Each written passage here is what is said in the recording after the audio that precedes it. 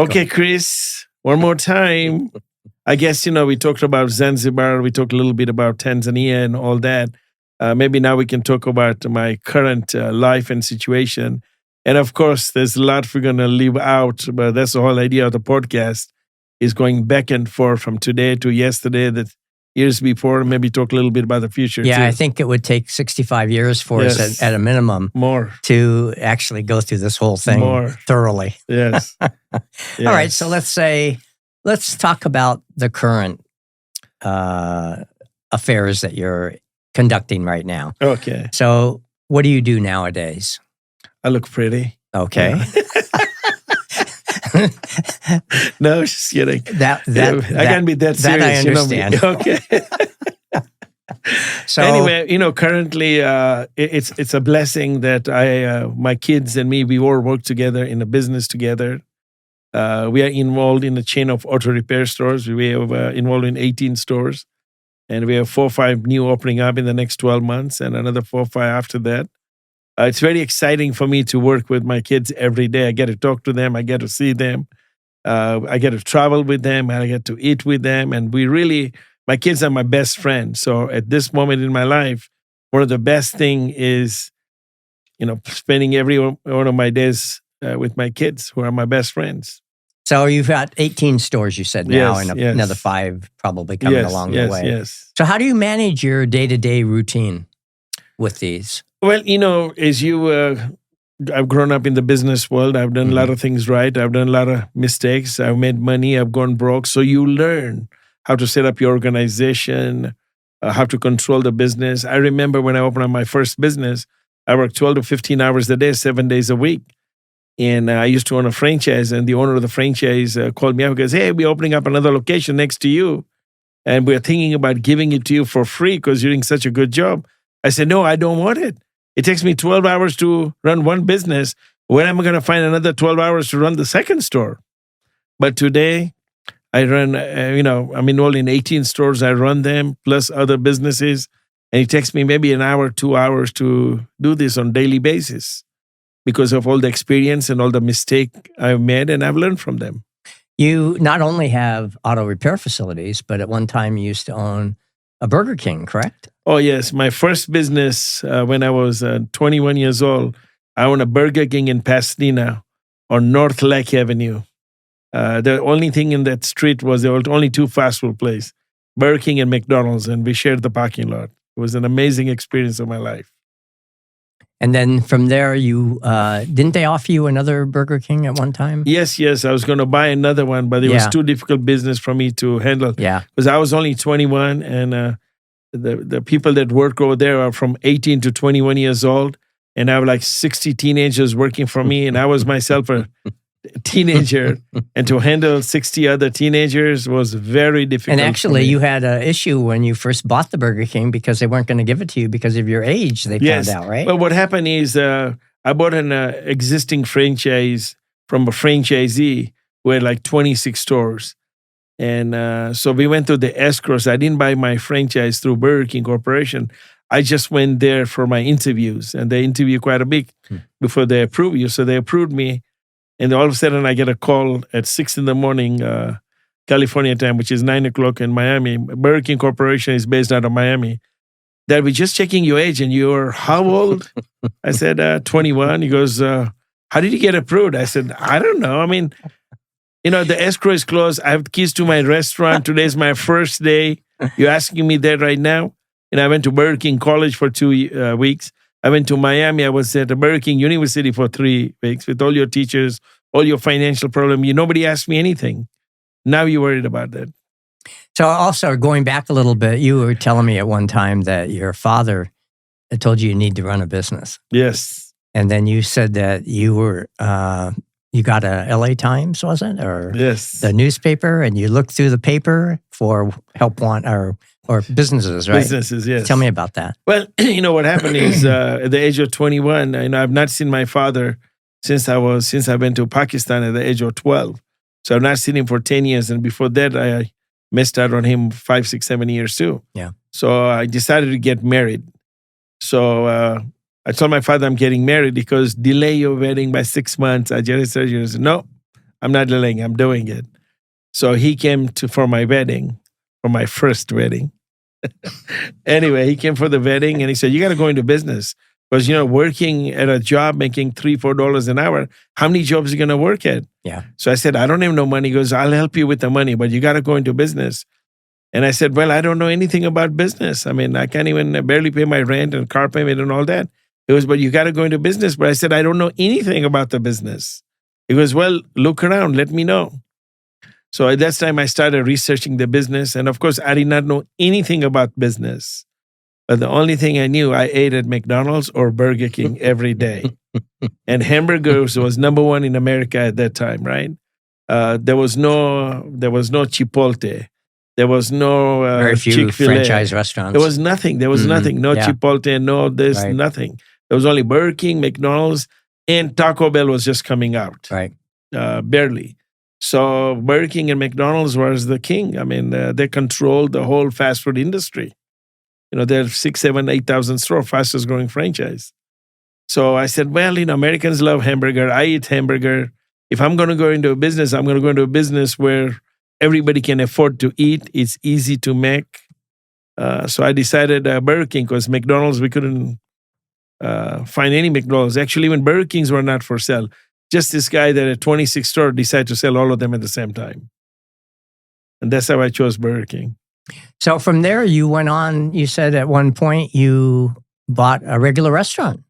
Yes. Tell me about that. Well, that was, we lived in near Arcadia. And while we had the Burger King, an opportunity came up to buy a restaurant. And my father always wanted to own a restaurant because he loves socializing. He loved playing with the food and alcohol and all that. So he got a broker, and the broker found this restaurant. At that time, it was called Royal Turtle. It was right next to Santa Anita racetrack. So I talked to a bank and arranged the financing, and we were able to purchase that restaurant. What was that like, going in and asking for financing at a bank at your age? Oh, there's a funny story associated to that. So I put on my best suit, and I asked my friends. Most of my friends were a lot older than me. Some of them are 20, 30 years older than me. Because where can I get a loan for $150,000? Now remember, in 1982, 83, $150,000, you can buy a huge house in LA.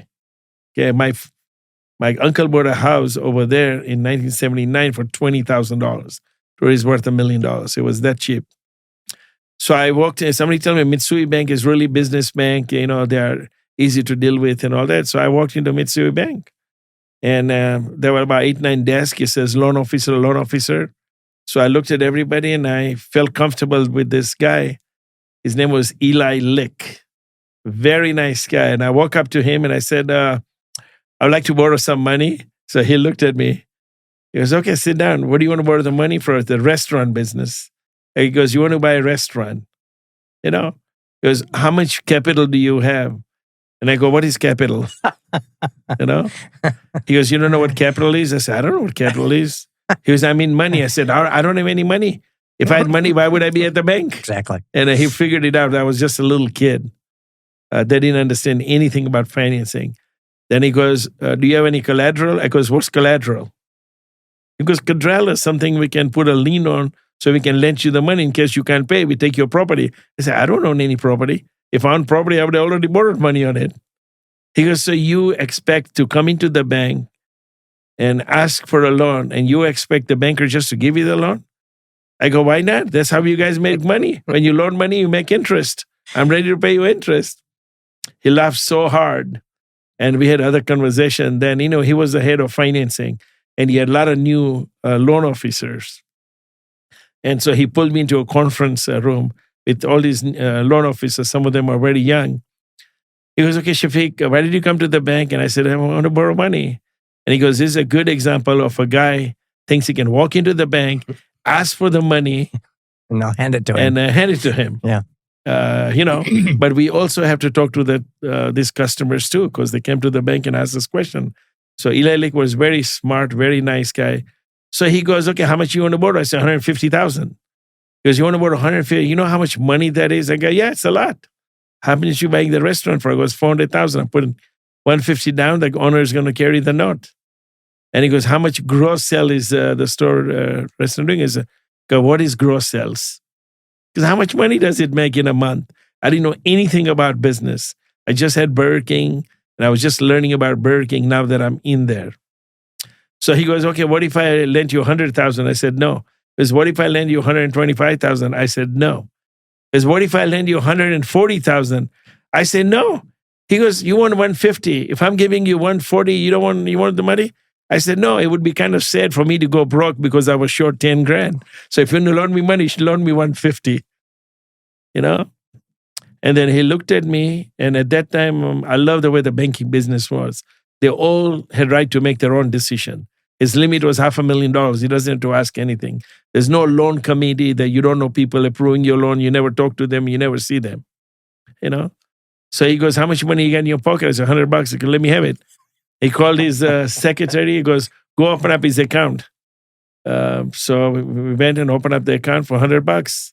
He goes, how you want to pay for the loan? I goes, can I just pay interest for the 6 months? And after that, maybe come and reduce the principal reduction by 20 grand?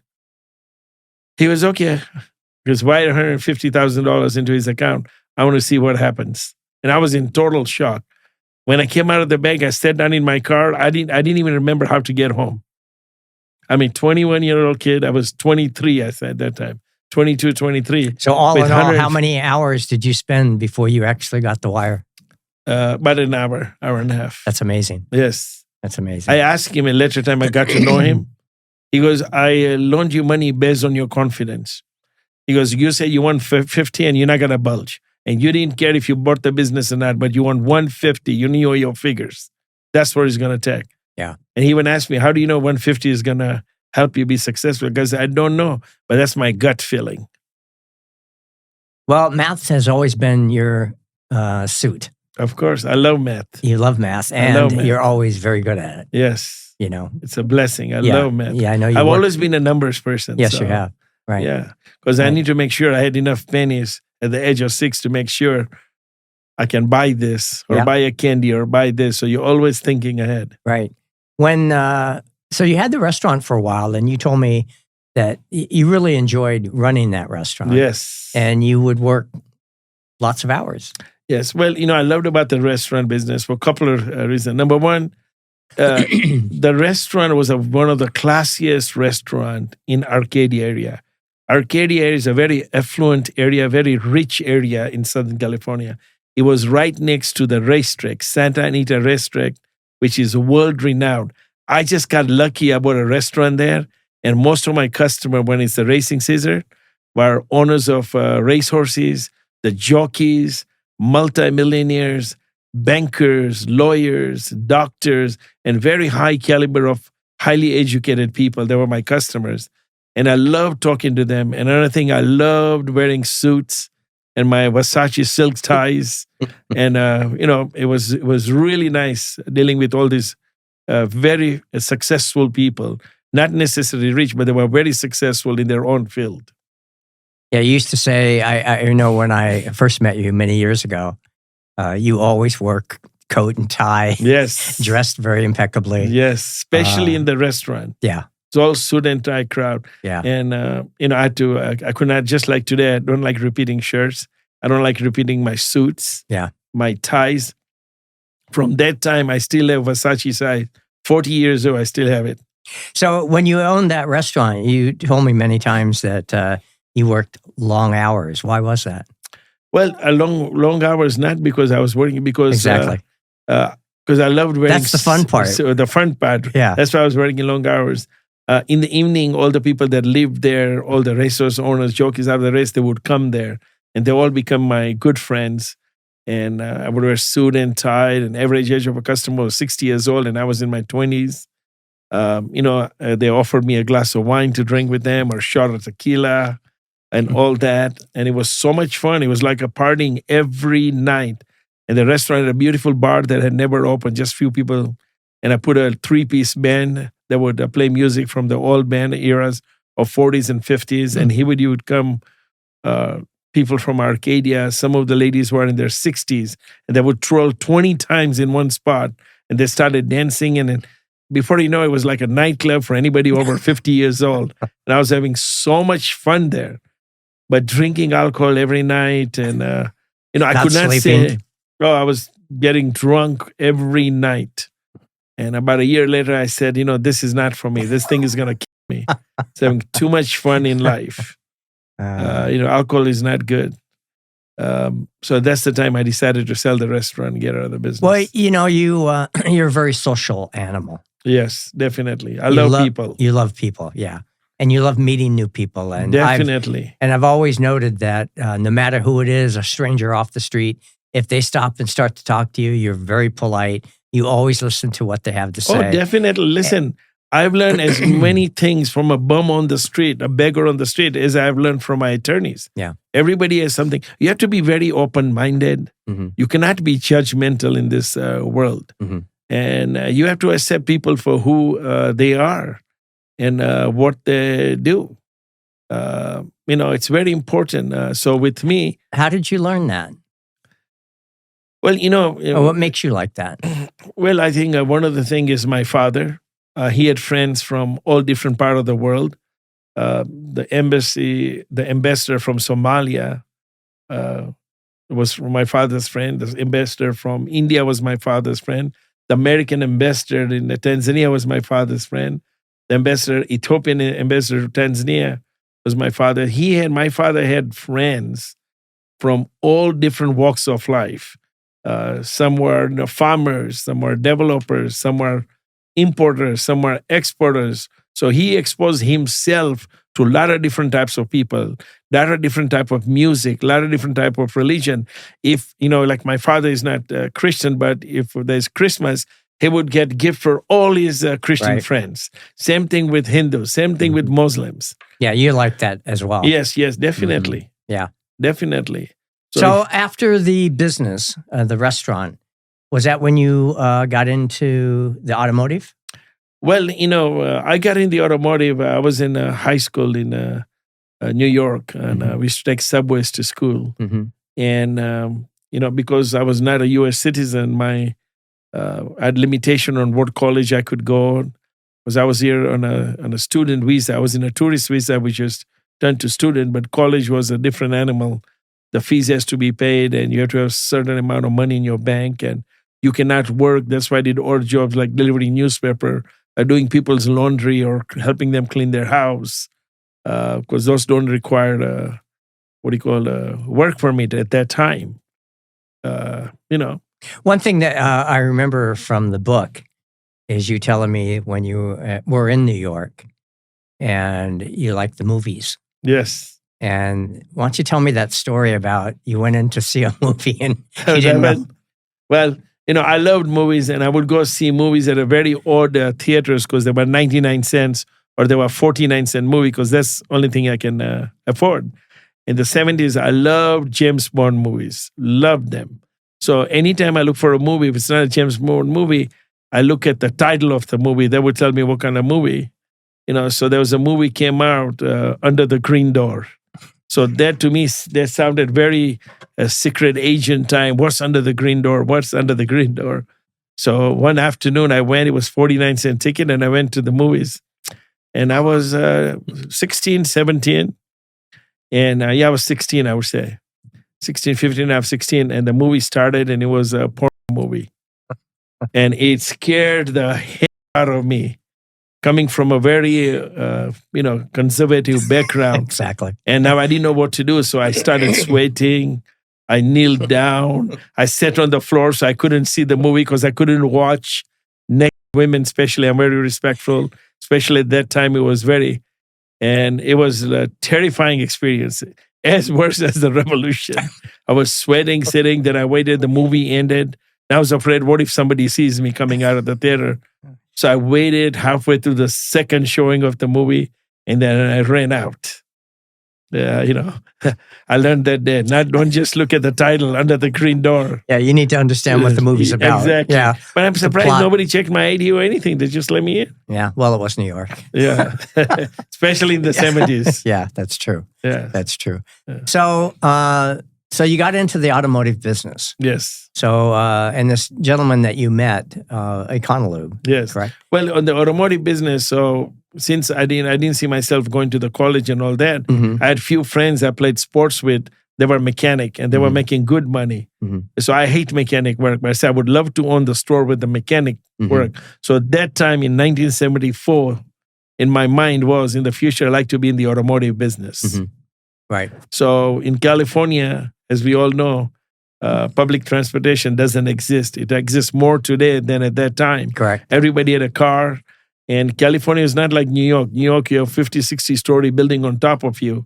Right. So there are those people living. California is spreaded, one-story houses. So it's very wide. It's 100 miles by 100 miles, and everybody's a car. And car is a necessity business. And when I came in there, I talked this company into letting me work in their auto repair store, and I learned a lot. Then when I had the restaurant business, I said dealing with 60 teenagers is difficult. So were you working as a manager at that point, or were you working as a mechanic, or? Well, I was not a good mechanic. Right. So when I started the job, every manager at that time needed somebody that can clean the bathroom, sweep the floor, wash the windows, get him cigarettes, get him lunch. So I tried to do any work that would make everybody happy and keep me away from the cars. But I knew more about the cars than they did because I understood the engine very well and what was wrong with it. So sooner or later, one day the manager didn't come into work. He was sick for a week. And I had the seniority. I was only there for 4 months at a very high turnover. So they put me in charge of the store, and it did one of the highest sales volume for that week. So they just made me a manager, and that's where I wanted to be because I love telling people what to do. Well, then at some point, you used to say that when you met this gentleman in Econolube, that he offered you a few stores, right? Yes. Well, what happened is that Econolube 2 and the owner was Robert Ordewest. He was a Dutchman from Holland. Very nice man. Very honorable guy. He had a beautiful office in Newport Beach. And he had a partner. I forgot his name. And they were both very nice people. And that's when I went and bought my first franchise. But I was saying I worked 12 hours a day. And they offered me the second and the third store. Right. But So why did they offer you the additional stores? Because I was at my store 12 hours a day. I did one of the highest volume ever. I had the highest car count. No customer went from my shop unhappy. If you're not smiling, I cannot let you leave. Yeah. Right. So it was only a 3-bay store. We used to do 50, 60, 70 cars a day. How hard is it to get our managers to think that way? Oh, today? Yeah. Extremely hard. Extremely hard. Yeah. They say in the military that if you don't know how to take orders, you never know how to give orders. Yeah, true. And my managers, they're all good people. I love them all. They don't know how to take orders. So they have a problem giving orders to their crew too. So there's a lot of truth to that. Well, till next time. All right. I'm having too much time. Yeah. Too much fun with this thing. Yeah, and we could go on forever. Oh, can't we? forever. Yeah. Period. All right.